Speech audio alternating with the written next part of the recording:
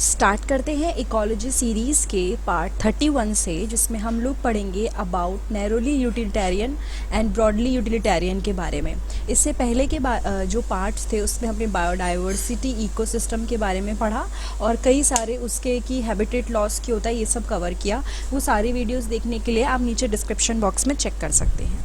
Now, there are many reasons, some obvious and others not so obvious, but all equally important.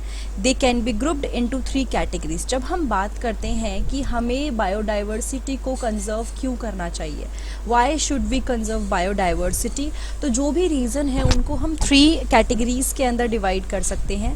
पहला है narrowly utilitarian, दूसरा है broadly utilitarian and then comes ethical. तो अगर हम बात करें नैरोली यूटिलिटेरियन के बारे में, the narrowly utilitarian arguments for conserving biodiversity are obvious. यानी कि एक नैरो, यानी कि एक होता है ना नैरो थोड़े छोटे रीज़न, फिर एक आते हैं broad reasons.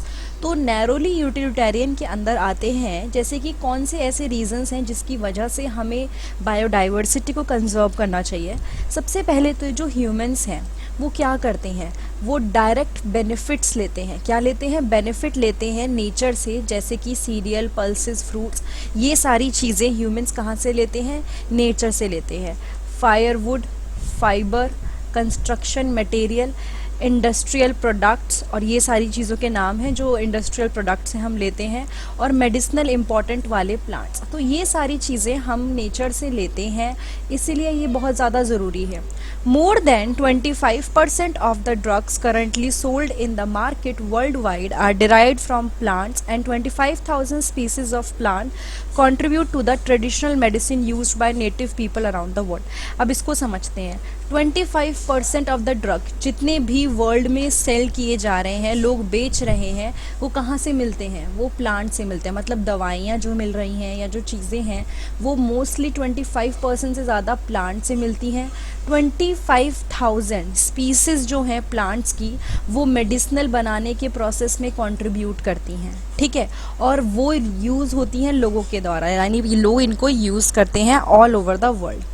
Nobody knows how many more medicinally useful plants there are in the tropical rainforest waiting to be explored.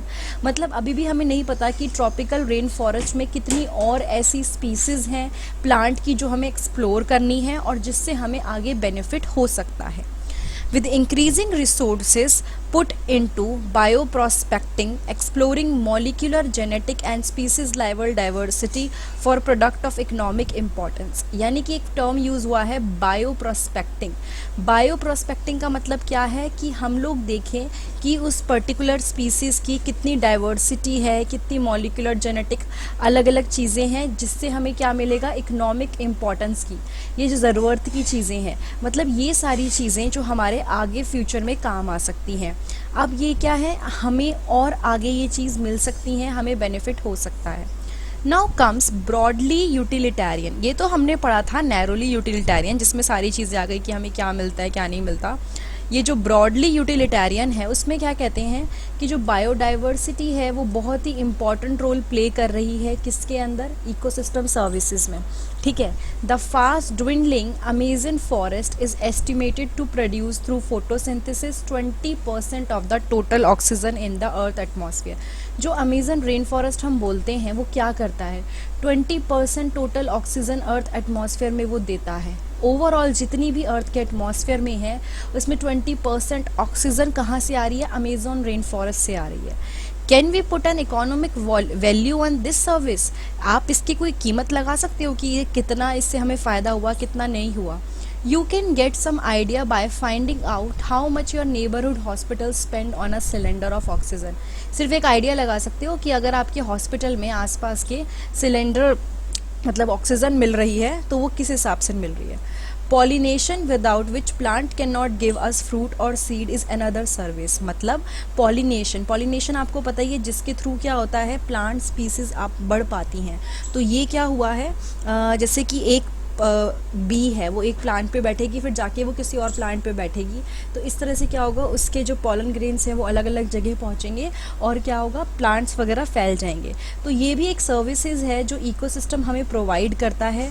और कौन करता है, बीज, बम्बल बीज, बर्ड्स एंड बैट्स, ये सब इसमें कंट्रीब्यूट करते हैं। नाउ अगर हम बात करें कि नेचुरल पॉलिनेटर्स हमारे पास नहीं हो तो ये कौन करेगा, क्या कॉस्ट होगी इसकी।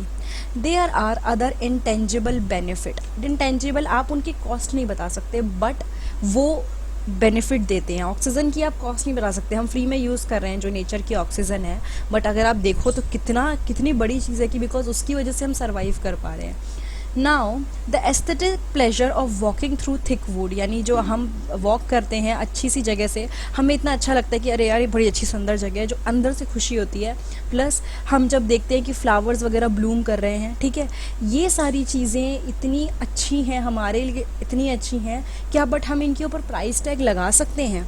सो उसके बाद आ जाता है एक और topic, that is ethical argument.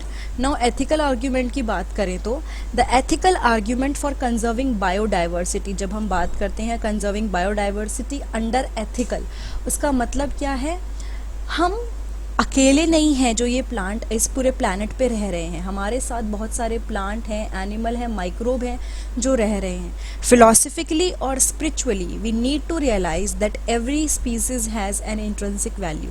हमें ये चीज़ भी रियलाइज़ करनी पड़ेगी कि हर एक स्पीसीज़ की अपनी खुद की एक वैल्यू है, even if it may not be of current और any economic value to us. हमें अभी शायद लग रहा हो कि भाई ये हमारे लिए यूज़फुल नहीं है, हमें इससे मिलता नहीं, बट वो लिविंग ऑर्गेनिज्म को भी हक है ज़िंदा रहने का, उसकी खुद की एक वैल्यू है।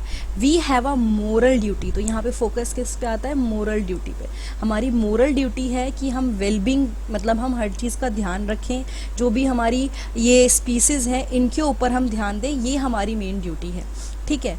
तो ये हमारा पूरा रीज़न आ गए कि why should we conserve biodiversity, की ज़रूरत क्यों है बायोडाइवर्सिटी को कंजर्व करने की, जिसमें मैं 3 पार्ट में डिवाइड कर दूंगी, narrowly utilitarian, broadly utilitarian and then ethical. Narrowly में हम सारी वो चीज़ें लेके चलते हैं जो प्रोडक्ट हमें मिलते हैं, ब्रॉडली में ऑक्सीजन, पॉलिनेशन जैसी फीचर्स या फिर जो हमें एस्थेटिक प्लेजर मिलता है, एंड देन एथिकल की हमारा मोरल ये कहता है कि सारी स्पीसीज़ को हमें कंजर्व करके रखना चाहिए। तो ये चीज़ हमारे लिए बहुत ज़रूरी है और सोचने वाली है। तो ये था पार्ट 31 हमारी इकोलॉजी सीरीज़ का, जिसमें हम लोगों ने पढ़ा कि बायोडाइवर्सिटी को कंजर्व करना क्यों ज़रूरी है। अगर इसके पहले के पार्ट आपको देखने हैं तो नीचे डिस्क्रिप्शन बॉक्स में आप देखिए, आपको वहाँ सारे पार्ट्स मिल जाएंगे। उसके अलावा अगर आपको बायोलॉजी की और वीडियोस देखनी है, मेरे चैनल पे प्लेलिस्ट पे जाइए या होम पेज पे आपको बायोलॉजी प्लेलिस्ट के अंदर ecology series with Indian study YouTuber, ऐसे ही सेम मैंने एक रिप्रोडक्शन की सीरीज़ स्टार्ट करी है, आप वहाँ भी देख सकते हैं, वरना 11th और 12th की बायोलॉजी की आपको प्लेलिस्ट अलग से मिल जाएगी। Thank you so much.